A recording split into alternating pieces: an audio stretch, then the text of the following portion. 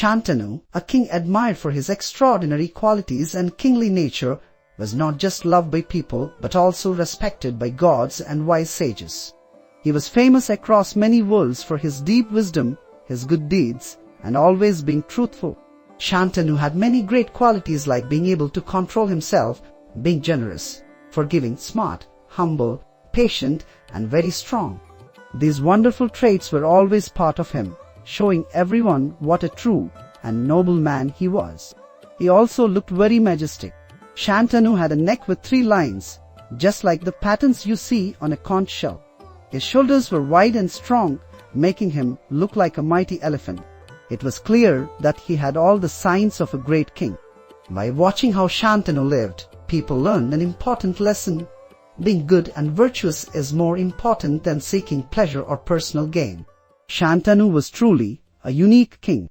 Other kings, seeing how devoted he was to being virtuous, honored him as the king of kings.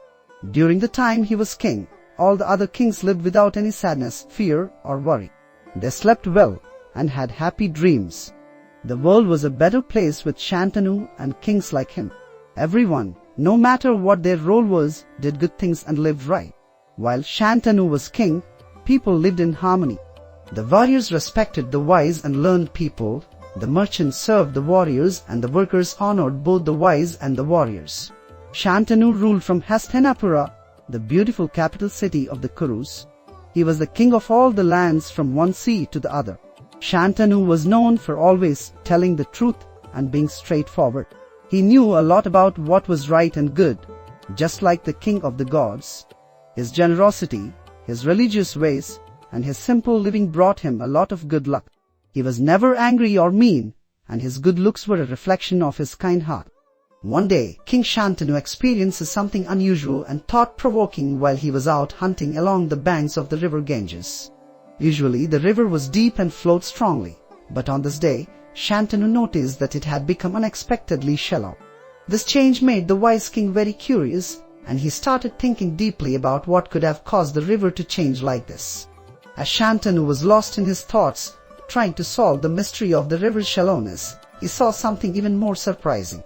There, near the river, stood a young man of incredible beauty.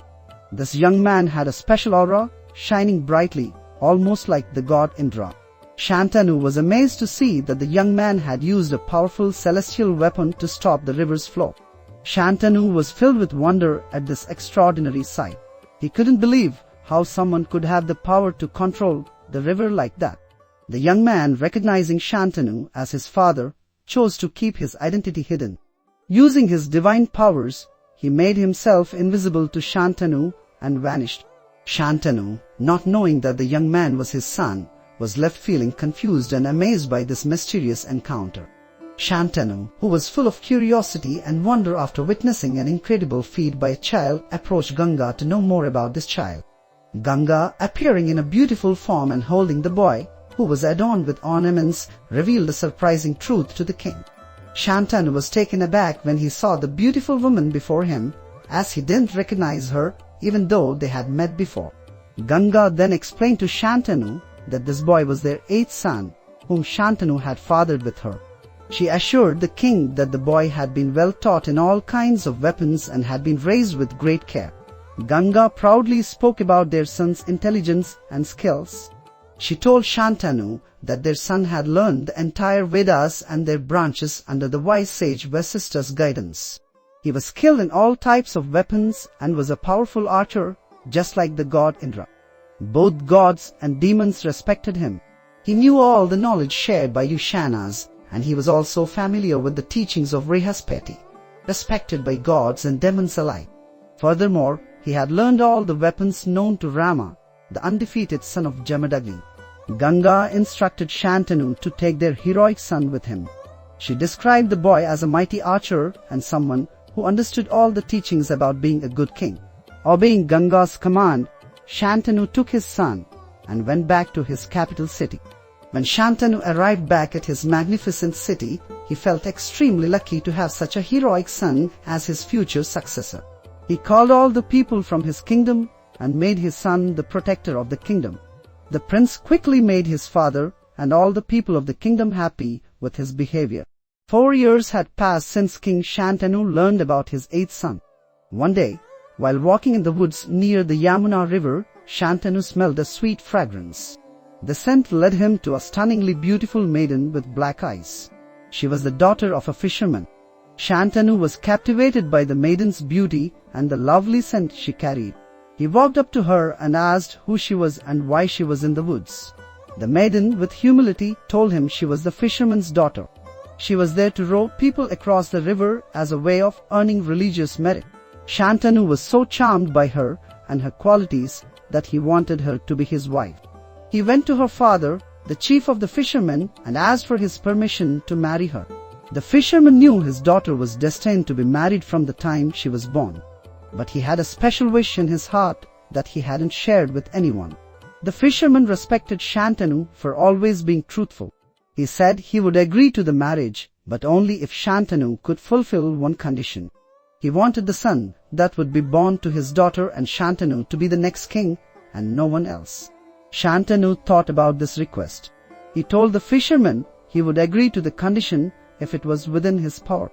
He asked the fisherman to explain his wish more clearly before making any decisions. The fisherman then clarified his condition. He wanted his future grandson, the son of Santanu, and his daughter to be the rightful heir to the throne. He believed that no other husband for his daughter could compare to Santanu. After hearing the fisherman's condition for the marriage, King Santanu found himself in a tough spot. He really liked the fisherman's daughter, but he was also a king who had duties to follow. He felt a strong desire to be with her, but he knew that agreeing to the fisherman's condition would not be right for a king. Feeling confused and unable to decide, Santanu went back to Hastinapura, his heart full of longing for the maiden. Throughout his journey, he couldn't stop thinking about her. When he got home, he was still very sad and spent his days in quiet sadness. One day, Santanu's son, Devavrata, came to talk to him. Devavrata had seen that his father was sad and wanted to know why. He reminded Santanu about all the good things they had, their wealth and the support of their leaders, and asked why he was so unhappy. Santanu was moved by his son's concern and decided to share what was bothering him. He praised Devavrata for being good at sports and fighting, but said that he was worried about what would happen if something bad happened to Devavrata. He feared that without Devavrata, they would have no one to take over after him. Santanu told Devavrata that he didn't want to get married again or have more sons. He just wanted Devavrata to be safe and successful so their family line could continue. Santanu thought that having a son like Devavrata was more important than any religious deeds or knowing a lot about the Vedas. Santanu explained how important it was to have a son. He believed that having a son brought a lot of religious blessings and would secure their place in heaven. The Vedas, which even the gods respected, had many stories that proved this. Santanu was worried about the future of their family, especially if Devavrata got hurt in a battle. After sharing all this, Santanu finished talking to Devavrata. He had shared his deepest worries and hoped his son would understand his feelings. Santanu's sadness came from his love for Devavrata and his wish for their family to do well. When Devavrata heard his father King Santanu's reasons for his sadness, he took some time to think deeply about the problem. He knew it was a big issue and that it was important to find a solution to help his father. Wanting to help, Devavrata went to speak with an old minister who always looked after his father's well-being. He asked the minister about the reason for the king's sorrow, hoping the minister would have some useful information. The old minister told Devavrata the truth. He explained that the chief of the fishermen had made a special request in return for allowing his daughter Gandhavati to marry the king. The fisherman wanted his daughter's future son to be the next king. After learning this, Devavrata decided to take action. He went with several respected leaders to meet the chief of the fishermen himself. Devavrata hoped to convince him to let Gandhavati marry his father. When Devavrata arrived at the fisherman's home, he was greeted with a lot of respect. The chief knew about Devavrata's family and respected him as a powerful and skilled warrior. However, the chief had something important to say to Devavrata. He said that even if the bride's father were the god Indra, he would still regret turning down such a good marriage proposal. The chief praised King Santanu and said that only he was fit to marry Satyavati. The chief also mentioned that he had turned down other people who wanted to marry Satyavati, like the celestial sage Asita. The chief's main worry was about his daughter having to share her husband with another wife's son. He told Devavrata that having a rival like him meant that nobody, not even a demon or a celestial being, would feel safe. The chief made it clear that his only issue with the marriage was the possibility of a rival. Other than that, he had no other concerns. He wished Devavrata well and said that this was all he had to say about whether or not Satyavati could marry the king.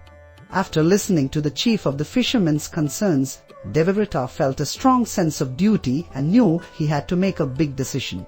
Standing firm, he spoke to everyone there and made a brave promise. Devavrata said that he would make sure the son born to Satyavati would be the next king. He said no one else, neither before nor after him, would have the courage to make such a promise. His words were full of truth and belief. The chief of the fishermen, who really wanted his daughter's son to be king, was very happy with what Devavrata said. He trusted Devavrata and asked him to take charge of arranging Satyavati's marriage. But he also wanted Devavrata to think about something else. The chief explained that having daughters meant having certain responsibilities. He wanted Devavrata to think about any children he might have in the future and the problems they could face. Although he believed in Devavrata's honesty, he was worried about what might happen to Devavrata's children. Devavrata, known for always being truthful and doing the right thing, understood the chief's worries. He promised to take care of Satyavati, but he also knew there were things about the future he couldn't control. He spoke with honesty and care. To solve this problem and help his father, Devavrata made a big decision. He chose to live a life of brahmacharya, which meant he would never marry or have children. He would focus on studying and being spiritual, and even if he didn't have a son, he believed he would still find happiness in heaven. Hearing Devavrata's decision, the chief of the fishermen was extremely happy. He felt so emotional that his hair stood on end, and he agreed to give his daughter Gandhavati to Devavrata.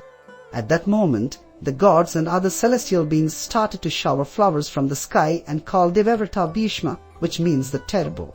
Bhishma then spoke to his new mother and asked her to join him in the chariot as they were ready to go back home.